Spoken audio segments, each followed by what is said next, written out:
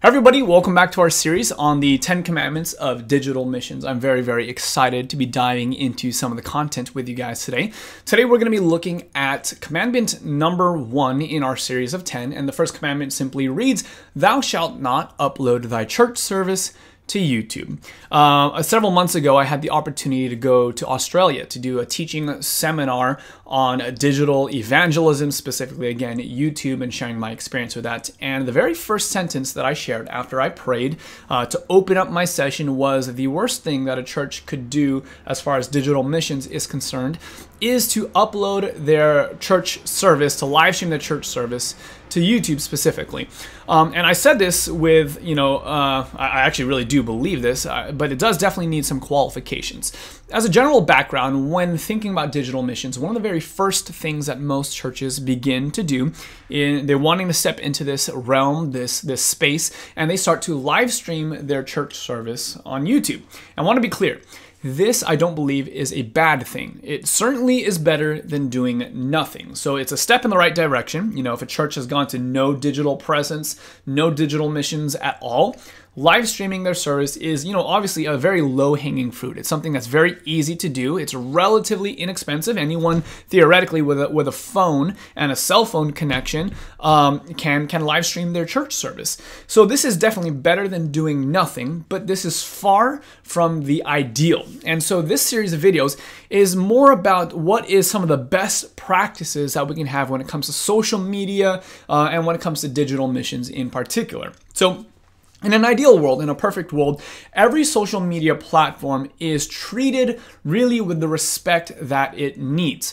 Every social media, I like to give the analogy, is that every social media is kind of like a different culture, a different community with its own set of rules and societal norms, and really even expectations for the people that live natively on that platform. Now, you certainly can show up and disregard the fact that each culture is different from another culture and get some success, but this doesn't necessarily mean that it's wise or that this is the best or the ideal practice and a methodology. So to give you an example, you could show up in, let's say, Japan, and you could stand on a street corner and start handing out, English pamphlets with, gospel tracts or whatever the case. And, I'm pretty sure if you do this enough times, you do it, 100,000 times, you do it 1,000,000 times, and you're praying hard, you very well could possibly maybe be able to reach someone with your English tracts in a Japanese-speaking culture. In fact, you might even be able to change someone's life and ultimately win them to the kingdom and baptize them by doing this. But this doesn't mean that that's the best way to reach Japan with the gospel, to neglect the language and the societal norms and all the different cultural expectations. If you were to be successful in Japan, you'd need to do what any other person does when they're studying to become missionaries, and that's to learn the culture, to begin to understand the language in and of itself, to understand societal norms, to get involved in a community, to really bring value to these people and develop relationships. And really, this is, in fact, the best strategy when it comes to digital missions as well. And so in this video, we're going to look at some of the different social media platforms that are out there and to examine really what's the best strategy for these different ones. We're going to compare a couple different platforms, and really we're going to hone in on YouTube, why I believe uploading a live stream to of your church service onto YouTube is less than ideal. One of my mentors at the very beginning of my ministry told me, the enemy of best is not like bad, the enemy of best is good. And so I want to challenge us to not settle for just things that are convenient, settle for things that are good, but let's really strive for the ideal, and let's really strive to really treat each platform with respect so we can have a better reach overall. So I'll give you an example. What is the difference between Vimeo and YouTube and Instagram stories and, let's say, Facebook video? All of these 4 different platforms have a couple things in common. They are definitely all digital platforms. They're all online, right? They all are social media platforms in a certain sense of the definition. And really the most glaring common thing is that they all feature video content.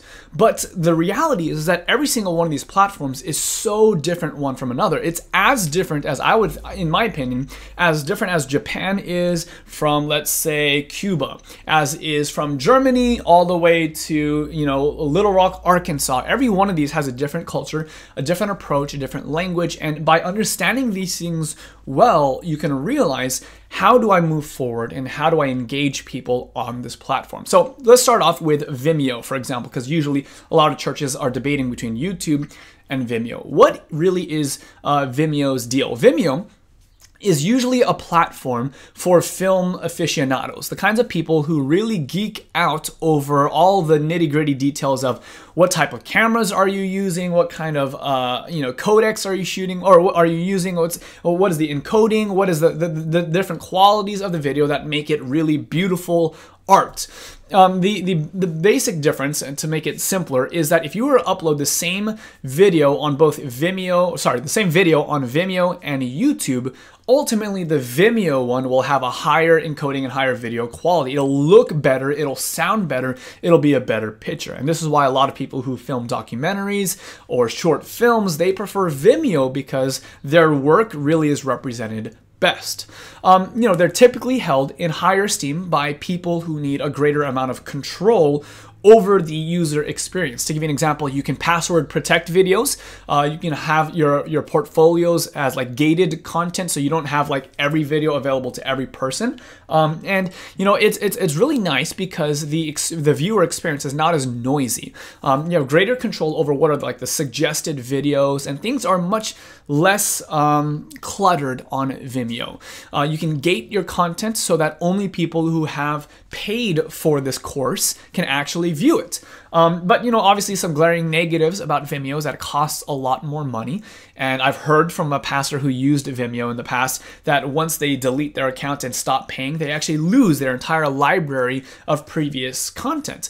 And beyond that, one of the glaring negatives is that there's not nearly as many people on Vimeo as some of these other social media platforms as well. So if your real goal is to reach a lot of people that you don't already have influence over, Vimeo is not always the best place. So that's Vimeo. Let's shift our attention over to Instagram Stories. Many of you guys are familiar with this, but Instagram Stories is really great at getting eyes on within a 24-hour window. Many people can upload an Instagram story if they have a decent sized following and get hundreds of thousands of people, boom, within 24 hours to view their content.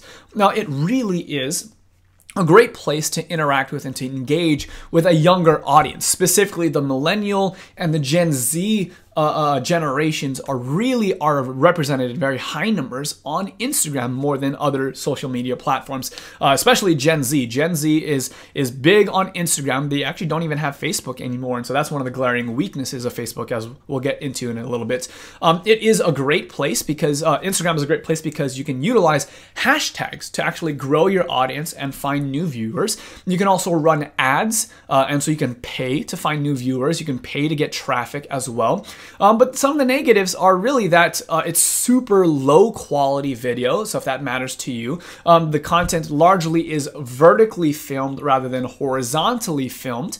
The Instagram stories disappear after 24 hours unless they are archived intentionally, and even then it's such a small place on the platform to find it.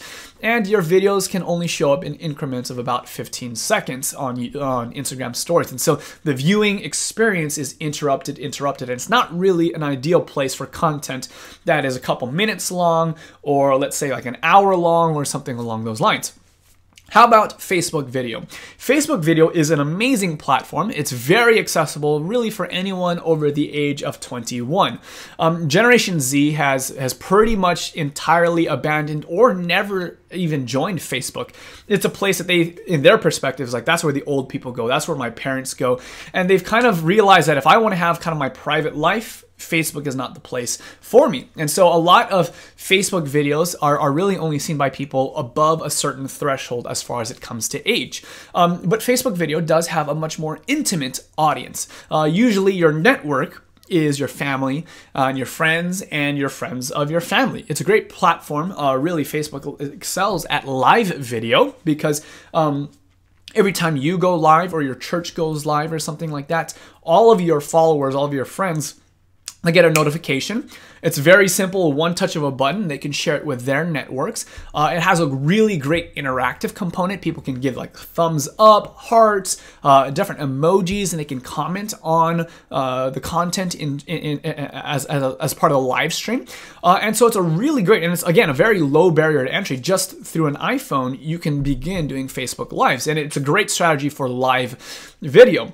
But one of the challenges is, really to grow an audience, you're going to need money. Facebook, in many respects, is pay to play. If you have a budget for marketing and for audience growth, that's something that you can do. But aside from that, it's really difficult to get a reoccurring audience over and over and over unless you have a very talented marketing team and you have a really strong strategy. And also, one of the negatives is that Facebook video is actually a lot lower quality, generally speaking. At least as the time of this recording, the threshold for uploads to Facebook is only 720p, and so the viewing experience is not always as pleasant, it's not always as beautiful.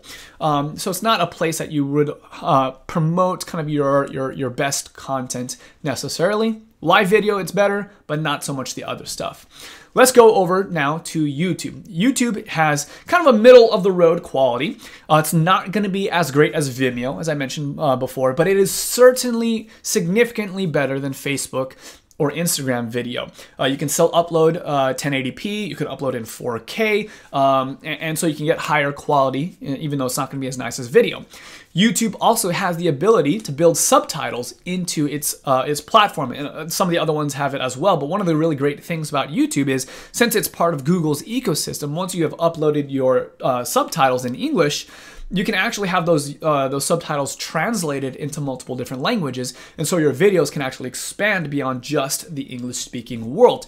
And if you have viewers in your audience who are, say, Spanish-speaking or Chinese-speaking or whatever the case is, and they're multilingual, they're bilingual, multilingual, they can actually support by providing an accurate translation and submitting it to Google without you having to do any extra work. So that's pretty cool.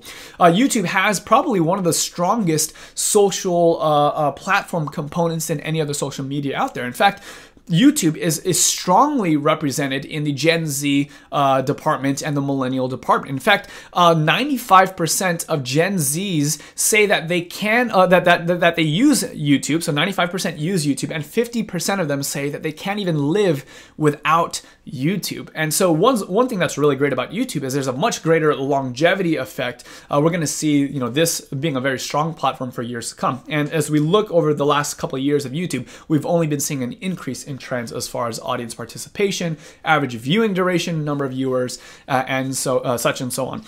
One of the other great values of YouTube is that it actually operates as a search engine, and this is a really big deal. We'll talk more about why this is the case in future videos in this series. But it actually is the second most used search engine, second only to Google. And in fact, since again Google runs YouTube, if you do well on YouTube and you dominate in your search engine optimization for a particular phrase or question on YouTube, a lot of times that actually transfers over to Google as well. So when someone asks a question on Google, usually one of the first three suggested articles or whatever the case is in fact a YouTube video. So if you do YouTube well, you actually also have an advantage over on Google search as well. So it's pretty cool. And what's cool is the audience is typically strangers initially to your local group. Facebook is family, friends of family, that kind of thing. But your audience on YouTube, a lot of times, are just strangers out there on the internet who you find. And so reaching a new audience is something that's much easier to do on YouTube. And we'll talk about some of those strategies afterwards. But you can build this community on the platform. So those are, in essence, the 4 different platforms. So here's why I believe uploading your live stream to YouTube is a subpar strategy. In a large degree, because the audience that you have initial reach with on YouTube, they're strangers to you in real life. They've never met you. They've never been to your church. They probably live in another state or another country, or whatever the case is.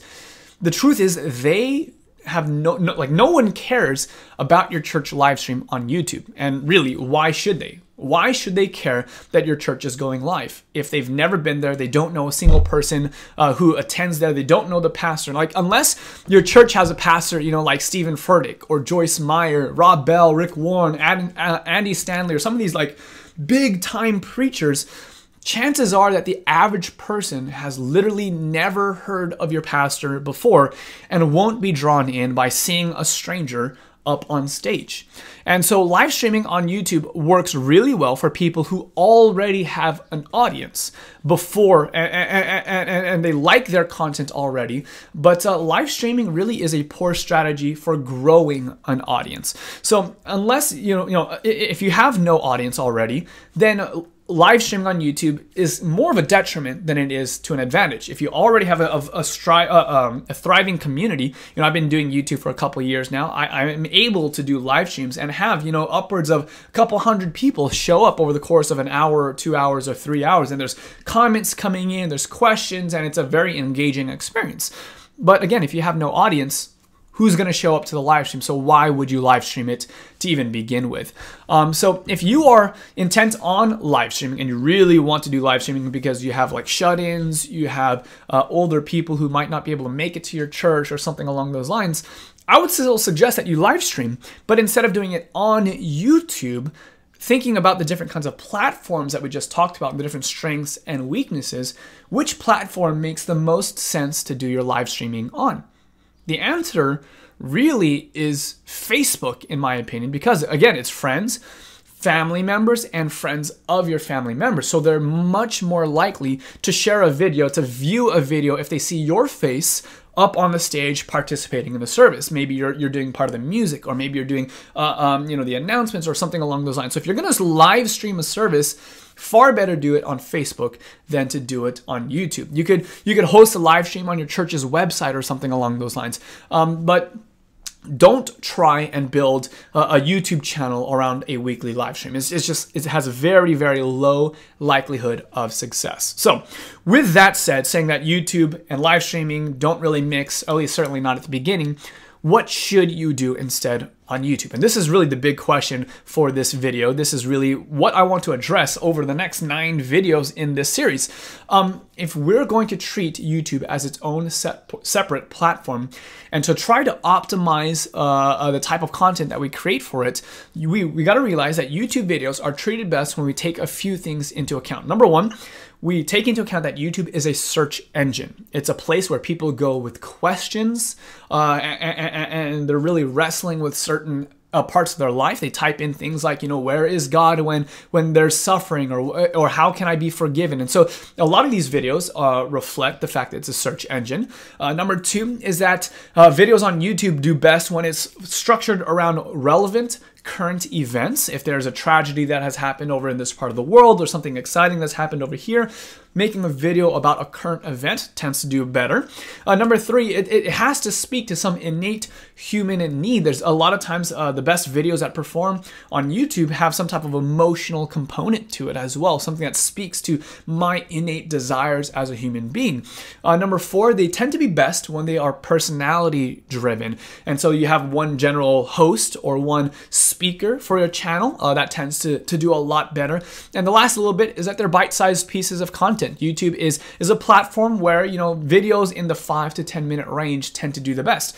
It used to be that people believed that only like 10-second videos or 30-second videos would do well on YouTube. But with the emerging platforms like Facebook and Snapchat and things like that, we're seeing that the average viewing session on YouTube is actually quite longer. Every time someone logs into the app for YouTube, the average viewing session is about an hour. And so we're seeing videos that perform about 5 to 10 minutes are good before they move to the next video. So a couple different action points for you guys to be thinking about as we close off this specific video portion. Question number 1 is, or challenge number 1 is, I want you to study the different types of social media platforms that are currently available, and really to be thinking about your personal strengths and your personal skills that you can bring to the table. Are you one of those people that's really great at, say, graphic design? If that's the case, then maybe the best platform for you is something that's more visual, like Instagram or something like that. Maybe you have a better ability with something that's higher budget, like you can do great short films. Maybe Vimeo is going to be better for you for that. Maybe you like doing short pieces of content. Maybe something like Snapchat or Instagram stories works for you. So try to identify your current strengths. Do a little bit of research on the different social media platforms and find out, where does your church, where does your ministry fit in best. There will be included to kind of the resources that's accompanied with this video, a couple of links that you can check out for more information, more research on the different types of platforms, what each platform performs best with, what type of content works best with it, and hopefully those resources will be helpful for you. So until the next one, I'll talk to you guys soon, and we'll see you in commandment number 2. God bless.